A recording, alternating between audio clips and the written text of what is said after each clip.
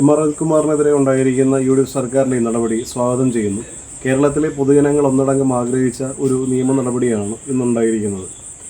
എനിക്കും യൂത്ത് കോൺഗ്രസിൻ്റെ സംസ്ഥാന സെക്രട്ടറി അജയ് ജോൽ കുര്യാക്കോസിന് മർദ്ദനമേറ്റ നിമിഷം മുതൽ ഇന്ന് ഈ സമയം വരെയും നിയമപരമായ പോരാട്ടത്തിലായിരുന്നു ഞങ്ങൾ.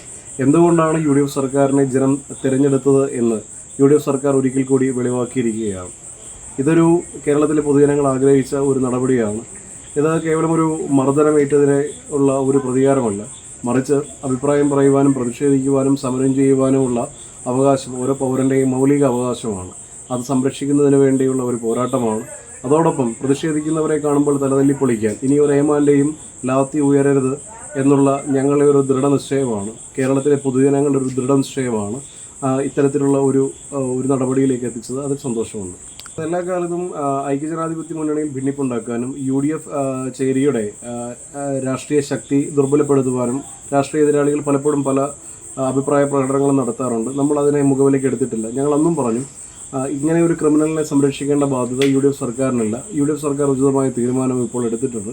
അത്തരത്തിലുള്ള എല്ലാ അപവാദ പ്രചരണങ്ങൾക്കുമുള്ള കനത്ത തിരിച്ചടിയാണ് ഈ നടപടി.